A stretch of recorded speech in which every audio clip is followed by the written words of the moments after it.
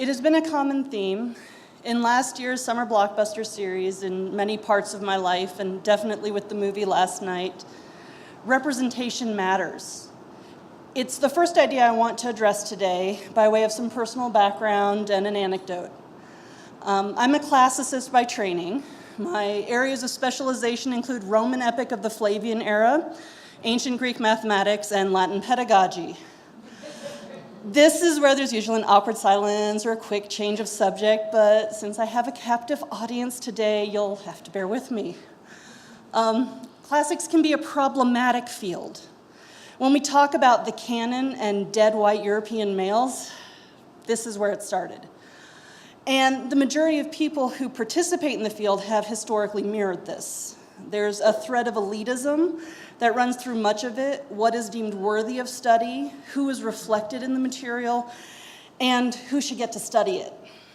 This has been changing for a while now, but the legacy remains from centuries of teaching and scholarship. We do have the written words of a handful of female poets from classical antiquity, but most survive only in a handful of lines, often fragmentary. Sappho is something of an exception to this, with over 600 lines identified as hers, although again, most of the poems are fragmentary. Still, she's celebrated as an accomplished poet, even without the qualification for a woman. And we do have one complete poem, what is often called the Ode to Aphrodite. In it, she flatters the goddess of love and asks for her help in removing her current torment, unrequited love. Aphrodite responds that soon the pursued will pursue, ending Sappho's woe. This is the first work by Sappho that I read. To say that I was excited to be reading her, Sappho of Lesbos, sapphic, lesbian, it was a touchstone for my identity at a time when I was trying to figure it out. The poem is 28 lines long, but it takes until the last word of the 24th line to find what I was looking for back then. But it's there, a participle ending in an alpha. It's one letter, but thanks to the use of gender in Greek, it clearly marks the object of Sappho's desire as female. It was a connection for me across the centuries, and even today, my heart thrills when I read her poetry. But her sexuality has been an issue for others, particularly in classical scholarship. There's a history of trying to reinterpret her poems to say that she is writing about dear friends, sometimes going so far as to construct this alternate reality where she's a schoolmistress who has many female students as her wards, and she writes about them fondly. And this is not just from this classical scholarship, this happened in antiquity itself too. There's a legend about Sappho's death, its origin unknown, that at an advanced age, she fell in love with a young man and, distraught by the situation, leapt from a cliff. Even after erasing her sexuality, she has to meet a tragic end.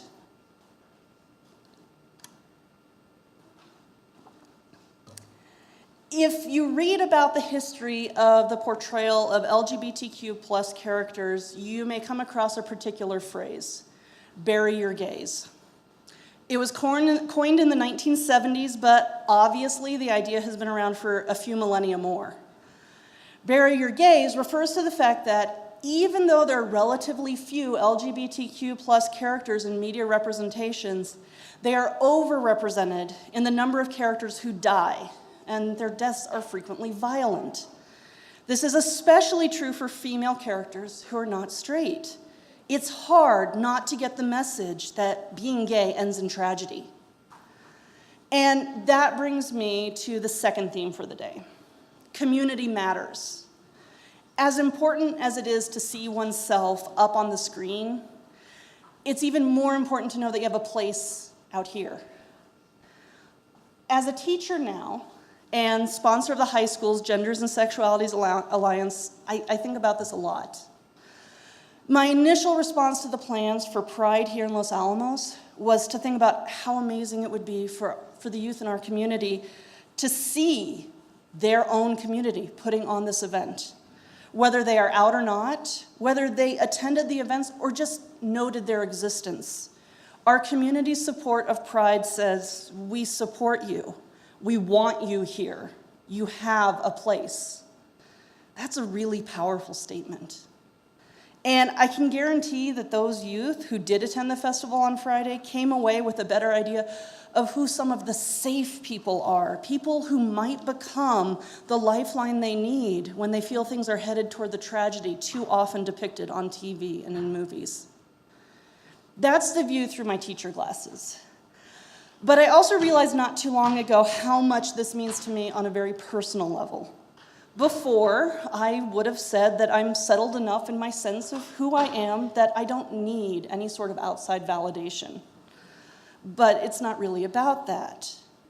Young or old, comfortable in our identity or not, we need to have a place. We need our community. And narrowing that focus for a minute, I want to say how much it has meant to me that the Unitarian Church played an important role in the events of this weekend. It's not surprising. It would be more surprising if this church hadn't had some presence in all of this, but still, it matters. It matters to me that in this community, both right here and out there, I have a place. And so I want to end by saying thank you.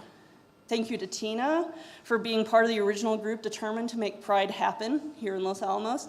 Thank you to Reverend John for our piece of the events right here. And thank you to everyone else, whether you are one of the organizers, whether you attended the festival, or whether you've listened today with an open heart. Your presence in this community matters. Thank you.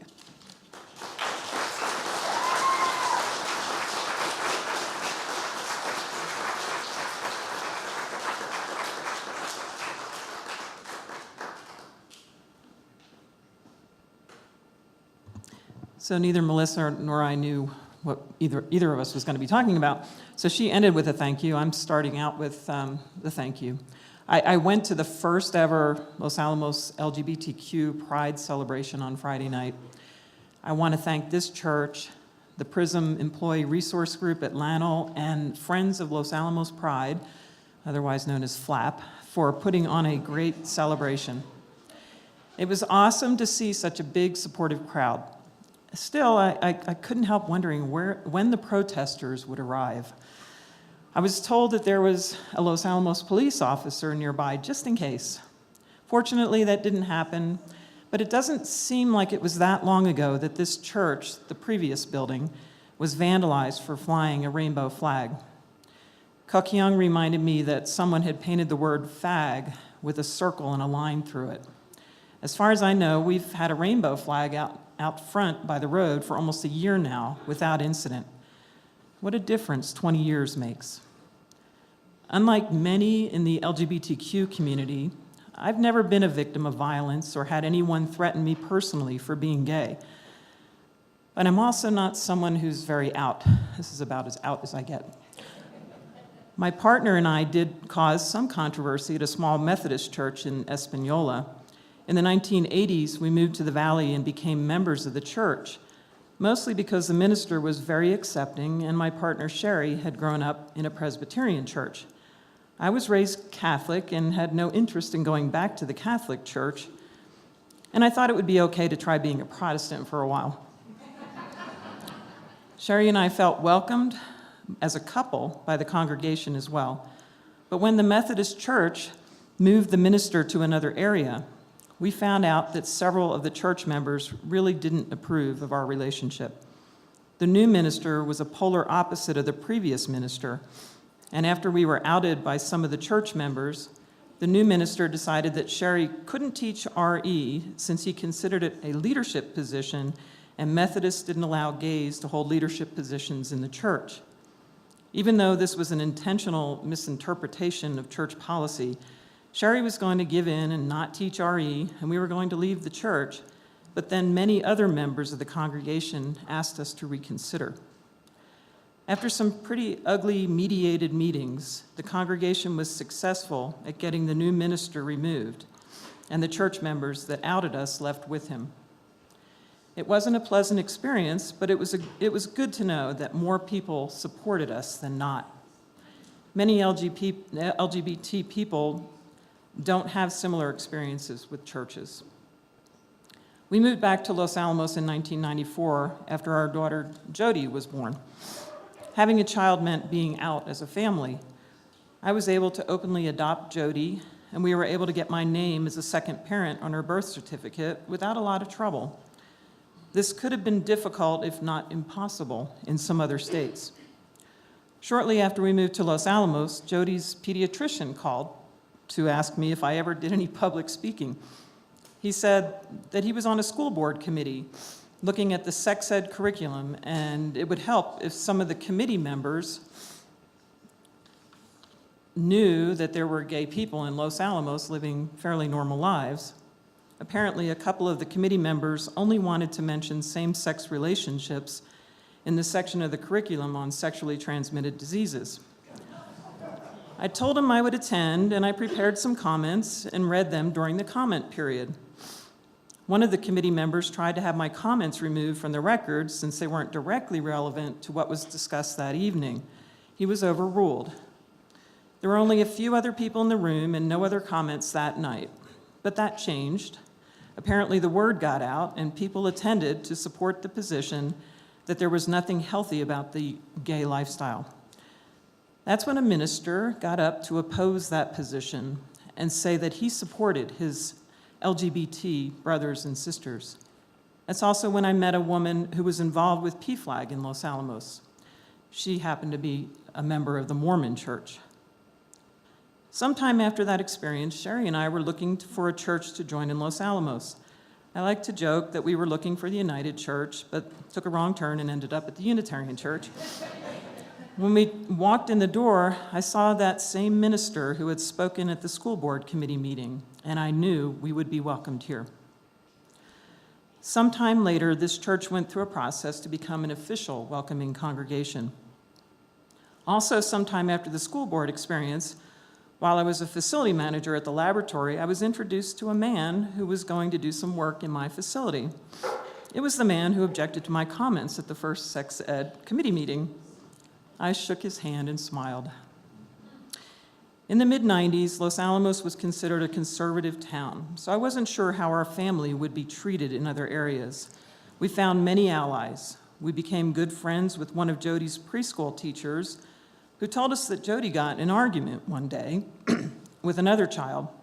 When the other child insisted that everyone had to have a mom and a dad, Jody told the other child that she was wrong because Jody had two moms. The teacher told us later that one of the parents thought Jody had two moms because her parents were divorced and one of the moms was a stepmom. I'm not sure if that parent ever figured it out. Happy Father's Day, by the way. At around 2010, Sherry got involved in another issue. It was always Sherry that was causing problems, by the way. Sherry got involved in another issue when Jamie was in elementary school, and she was a member of the parent-teacher organization. The schools had a policy to rent space only to organizations that didn't discriminate, and they were renting to the Boy Scouts, who at the time made it a point to let everyone know that they didn't want gay leaders or gay scouts. Although this local group said they didn't discriminate, they still belonged to the larger organization that set the policy. I don't recall the immediate outcome, but eventually the Boy Scouts adopted a non-discrimination statement. I suspect this change occurred because of pressure from their members, many of whom were UUs, and from a shift in public opinion about LGBT people. Also around this time, marriage equality was passed in Canada and several states, but it wasn't legal in New Mexico yet, and the Defense of Marriage Act prevented marriage equality at the federal level until it was finally overturned in 2013. Even though Sherry passed away before we were able to be officially married, I celebrated the Supreme Court decision because it legitimized same-sex relationships in the eyes of the law, even though churches were not forced to perform same-sex marriages. It's unfortunate that religion is continuing to be used as a reason to tell LGBT people that they are not okay. In the 1960s, gay leaders actually sought out clergy for support and held meetings in churches. It wasn't until the 1970s that some so-called religious organizations began to lead the fight for gay discrimination. Not unlike many Unitarians who have reasons for being anti-church, many LGBT people want nothing to do with religion. I was told that some LGBT people recently objected to the flap meetings being held at this church. And yet, I've found only love and support from this congregation. Marriage equality was a huge step forward, but some organizations and people are now using religious freedom to allow them to continue to discriminate against LGBT people, and transgender people are continuing to be targeted for hate crimes and discrimination. We've come a long way in the past 20 years, but we, as Unitarian Universalists, obviously still have a lot of work to do.